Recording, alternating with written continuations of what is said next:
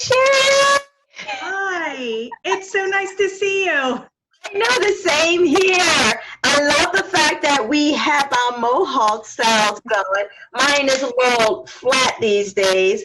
I'm like, you figure half the hair gone will minimize work for you, and yet I still don't have enough time or desire to do this. I've had my hair like this for so long that Uh-huh. even when I get out of the shower, it kind of just goes. Hey, I like that. Yeah. I've been entertaining the possibility of making my whole head look like the sides and Nice. maybe dyeing it to give it some, spice, Mm. a little Mhm. edgy look. I love And it. I said to my husband, "What do you think?" And he says, "Gracie, no." He says, "I supported you when you did the mohawk, and I told you you still look beautiful," which is true, but I want you to have long hair. And I Why do said, they "Look, always want long hair? exactly." I said, "I'm 50 years old. I don't need long hair." Oh my God, you're beautiful. You don't look 50. Thank you. I love that. But Yeah. I said, the older we get, the shorter the hair is, the low I, maintenance we I'm, want. I said, "Don't you still find me beautiful? You can't kiss me with no I hair?" know. I know. I know. I don't understand. My husband, this hair has been here for so long that he doesn't know me any other way. I mean, I used to have really long hair, but Uh-huh. it's not me. I'm like spicy and sassy and My yeah. kind of gal. You're my Yeah, kind of my gal. long hair doesn't match with me. Hey, everybody to each his own, right? So Serious. Serious. Yes, yes.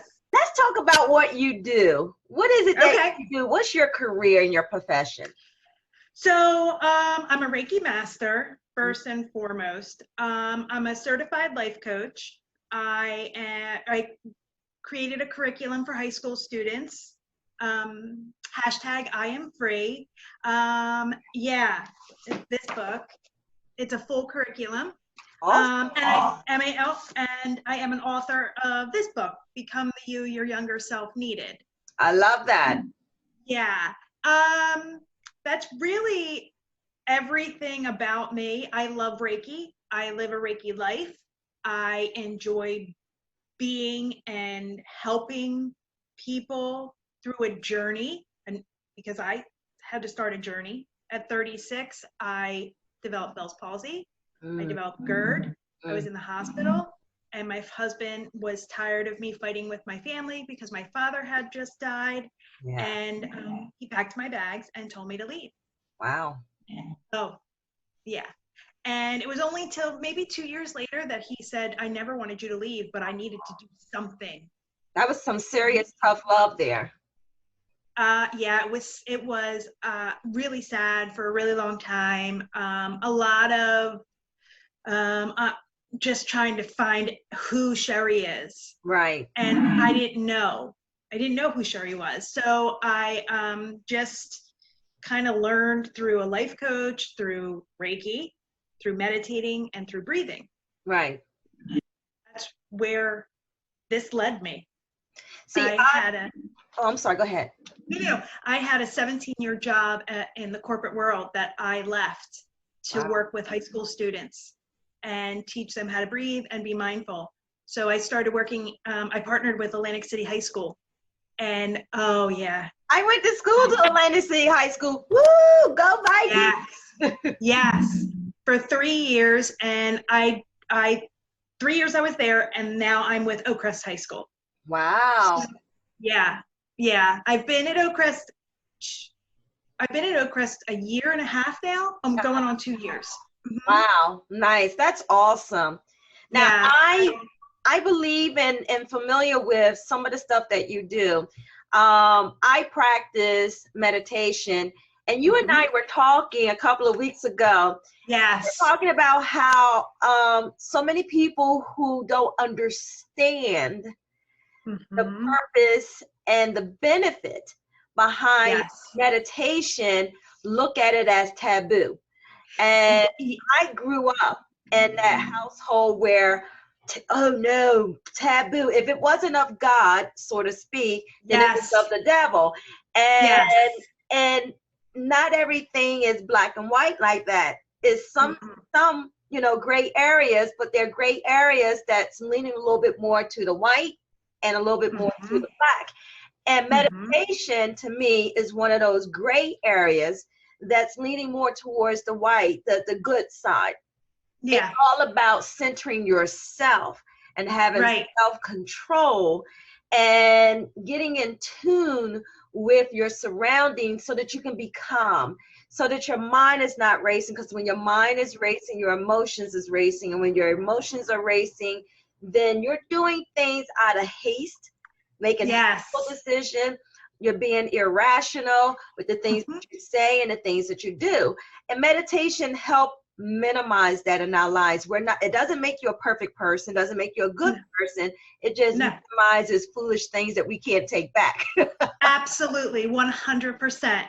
And what I tell everyone that I talk to is meditating doesn't have to be you sitting in the same spot for 20 minutes. It could be if you're gardening. Yeah. Or if you're walking. I have a great walking meditation that I teach the students, because a lot of times they're not aware of their bodies. So they move through life and become grown-ups that aren't aware of their bodies, like I was. Right. So I teach everyone that whatever fills you, whatever makes you happy, what is your happy place? And be in that place. Obviously, you can't be like at the beach if you live far away. So find a place in your home, make that spot, or just even a piece of that look like the beach, feel like the beach, put beach music on, and just allow yourself just to be in that place. But it also goes with, if you're having these negative thoughts all the time, what's happening, and I'm going to throw this out because I'm proud of this. I'm learning neuroscience. Yes, I know, you told me this. You got your diplomas. You got your This is my first certificate. So I passed the first part. Nice. Now I'm on to the second part about how neurons work. Right. And really, and it's like, so wow, right? This is what I'm going to do. My future is to write a book about Reiki and your brain. Anyway, so what I'm finding is the neurons, you can retrain them, okay? Because we've trained them so far. So if you can retrain them, that negative thought that comes in, just see it, acknowledge it, let it pass by, don't judge it, just let it pass by, and then fill it up with something positive. So I also tell the kids when we do the meditations, when I'm guiding them, and I tell them, acknowledge the noise. There's always going to be noise. Do not let it disrupt your peace. So, and then they get into it, and they really are finding themselves, if someone opens the door, they're really finding themselves really centered.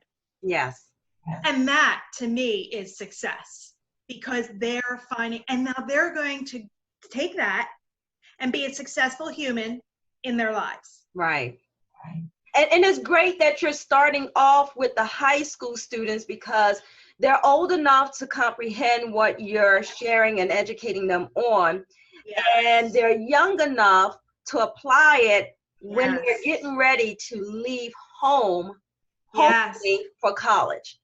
So, college is the starting point of their adulthood and their life. And you want them to be able to, and I'm sure their parents want them to succeed in college, to succeed for the benefit of the money they work so hard to pay for their tuition, and show that their money's worth has been really effective.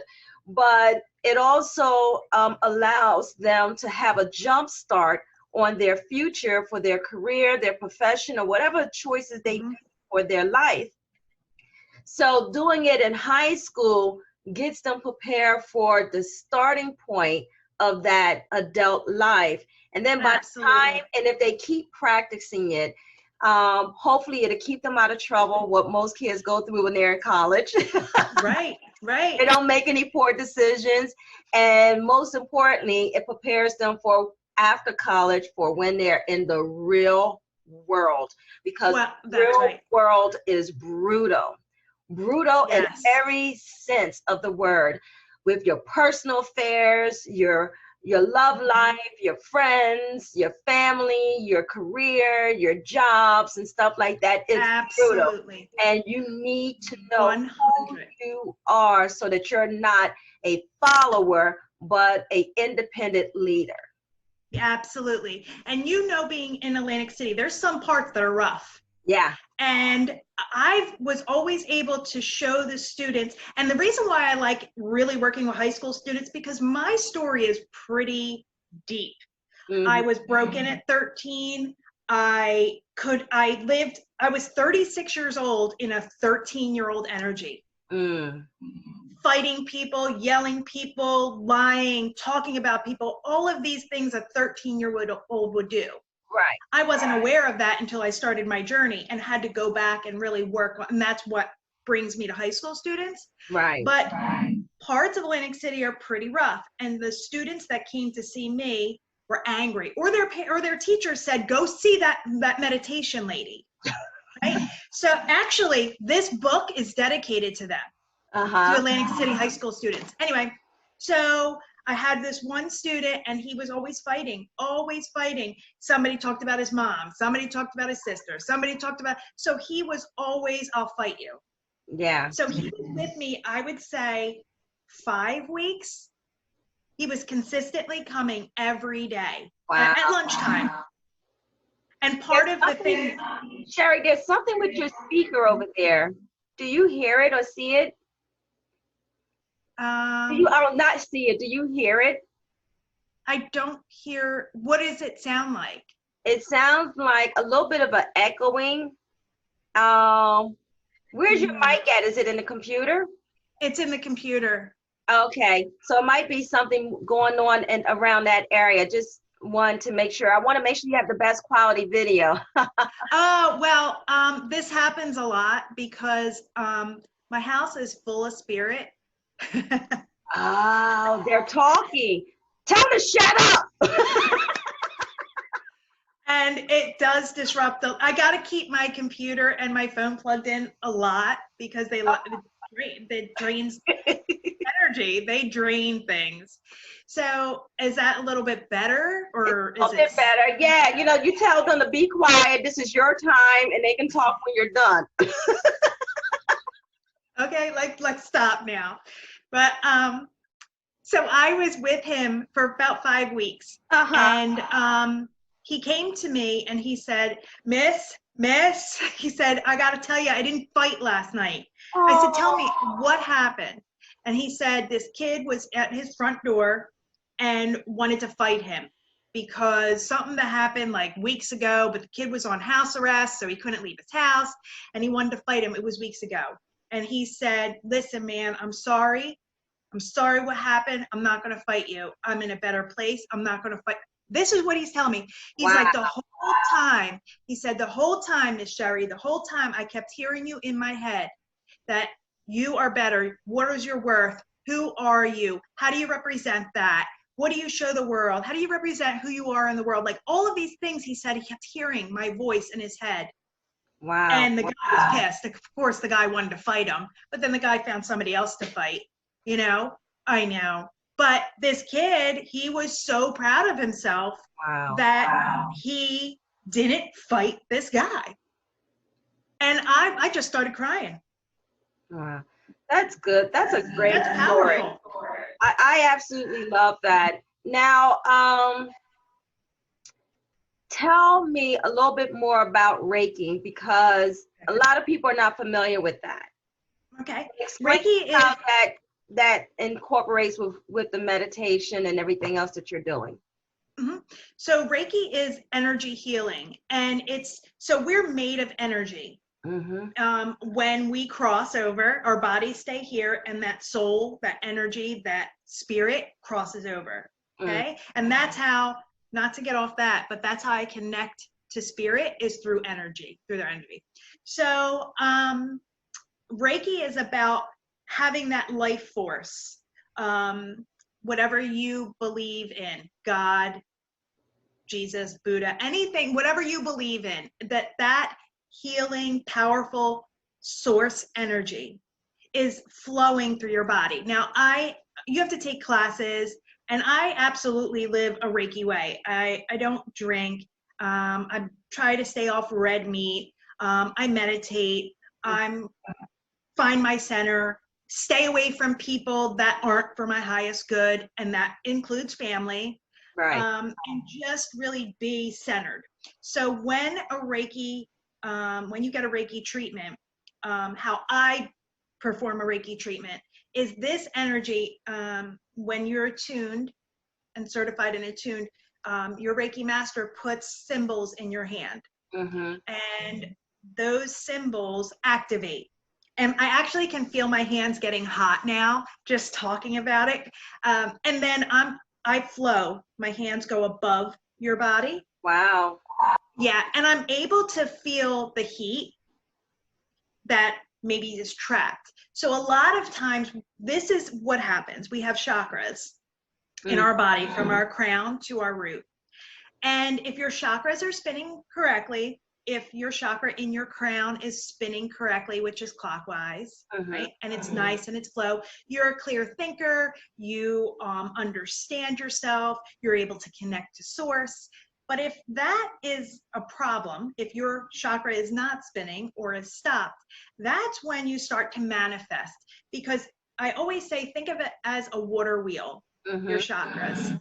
And if that water wheel gets dirt in it, it starts to get a little heavier and maybe a little slower. And then the more dirt that fills in that water wheel, the slower it gets, muddier, and then it stops. Right. Well, what happens when the wheel stops? Things grow in it, plants come, right? It gets mucky. Right. And things that aren't supposed to be there are there. So that's when you can manifest illness, headaches, throat, always having throat problems, your throat chakra, your neck, your shoulders, your elbows, even your knees and your feet, any kind of manifestation of illness. I'm not saying that Reiki cures it. I'm saying that Reiki is a complementary healing to what you're going through. So cancer patients, it's really great for them, because after their chemo, Reiki like kind of just levels out and centers their energies. And because that's a really intrusive,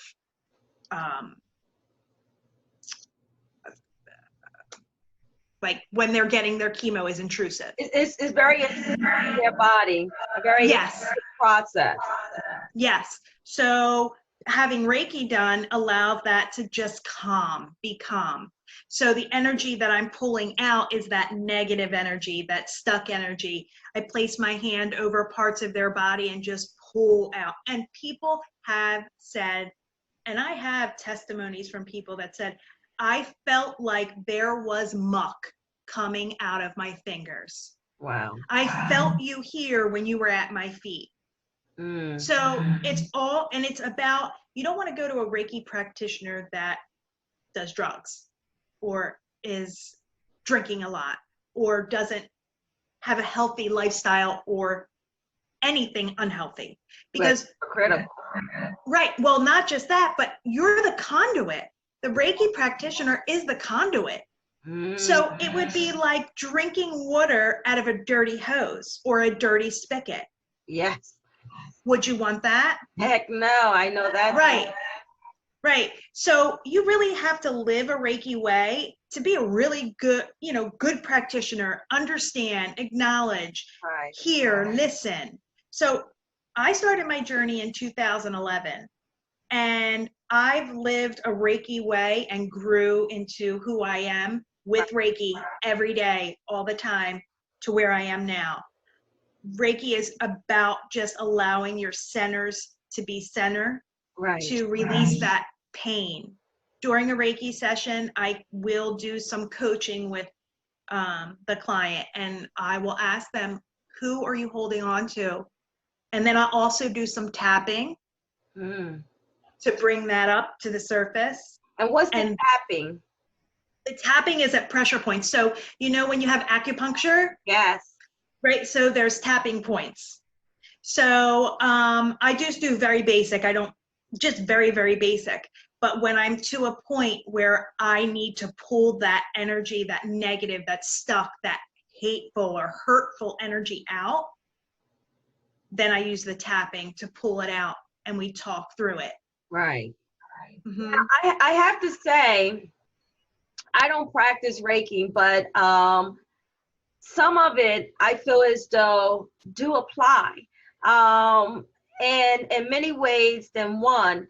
And I don't think people realize it and how much it does apply. And they're talking about it every day of their life, Every day. more than That's they right. realize it.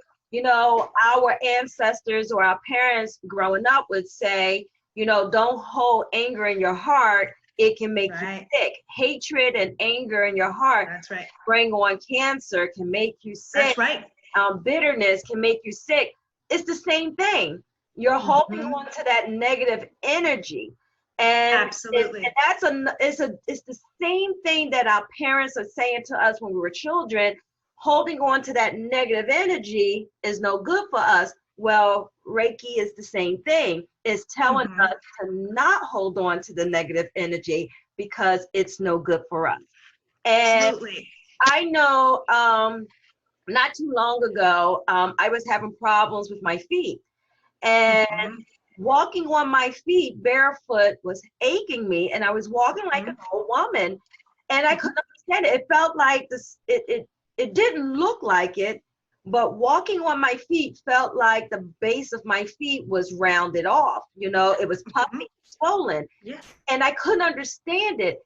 And I went to the doctors, nothing medically wrong with my feet, nothing physically wrong with my feet technically. And at the end of the day, the final resource was I needed to woosah myself. Yes. And just I need to do cleansing. So I started, it was the final resource that I went to, and I said, I need to detox myself because obviously something's going on in my body where it's weighing down in my feet to the point where it's uncomfortable for me to walk. So I changed my shoes. I changed my eating habits. I changed, and I'm very big on herbs. I'm very big on essential oils. Yes. And so I started intaking all those things, and next thing you know, I got better and stuff. Yeah. And then after that, I got into my meditation, like floating meditation. I do it every single morning. So a lot of people don't realize it, whether they have negative views or cautious views about all of this or not, they're actually believing in it and not even realizing they're believing in it. And that's the key point, because Reiki is not a religion. It doesn't take away from your religion. It has nothing to do with religion. Right. It is about meditation. Meditation has nothing to do with religion. Nothing. If you pray, that's a form of meditation. Yeah. If you're outside raking and you're quiet and your mind is still, that's a form of meditation. Yes. So I have to be very careful though in high schools, because I can't say meditation, because that's still such a stigma that I have to say mindfulness. Right. Because if just changing those words, it really does affect the outside views of the wording. Absolutely, because your clients technically are the students, and what the students learn at home, ideally, they should be discussing it with their parents. You know, what did you learn today? Or Mom, guess what I learned today? And if the parents don't know and they're not educated, then it can interfere with the good of what you're doing for the kids and stuff. So yeah, I totally understand it. In fact, it might be an idea. Here's a pitch. It might be an idea for you to put together a program where you can educate the parents as well. Something to think about with the schools that you're working with, or for you to host on your own, because the more you educate people about what it is that you're doing, And the more that they see the children improving and turn around their ways, the more it will be accepted. Yes. And, and understood. Yes. Awesome. I think that's fantastic. Let me see. Yes. We're coming up to the end. So okay. I have a few questions I want to ask. Sure. These are fun questions, okay? And these are fun facts. So if you had a time capsule, what would you put in it? That's the first part of the question. Second part of the question is, and when would you open it and why? Wow, I think that I would put in the letters that I got from my students. They really, I always get all emotional with this. They really pull at my heartstrings. I would put them in a capsule, maybe take a picture of them so I have them still, put them in a capsule, and I think I would pull them out, and I don't want to sound morbid, but I think I would have someone pull them out like when I'm dying or dead. Nice. I don't know, like just to say like this was Sheri's life. Your legacy. My legacy. You want it to be opened up as your legacy. As my legacy. Your time of leaving or gone. Yes. Oh, that's even better to say that way. Yes, absolutely. Oh, that's awesome. I love that. So that tells me you truly do have a passion for what you do, and that these children mean the world to you. Oh yeah. Oh, I love watching them thrive. Awesome. Because I didn't have that opportunity. Yeah. And when someone is doing something based on the shortcomings, they're doing something good based on the shortcomings of their experiences, whether it was in the far away in the past or in the recent past. That's something that means a lot to me. I'm a huge advocate for youth development, as well as a huge advocate for women development. I too did not have that helping hand. I never, and still to this day, don't have that person that took me under their wing and said, here, let me help and shape your future for you and give you direction and stuff. My mother wasn't able to teach me on her own the ability of balancing the checkbook and managing my credit and all that kind of stuff. I had to figure that stuff out on my own, and I had that desire all on my own to advance my future. So that's why it's important for me to be an advocate to the youth development, because I did not have it. And because I did not have it, it took me a hell of a lot longer to get to where I'm at today. And I still have a journey to go. Yeah, I was 36 years old when I started. I'm 48 now.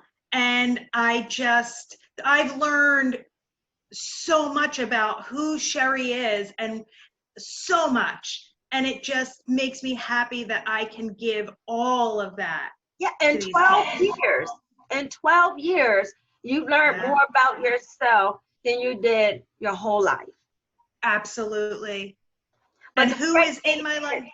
But the great thing is, Sheri, is that you've learned it. Yes. And you've accepted it. Yes. Even the worst parts. Forward. Yes. And you move forward. And that's what's the beauty of it.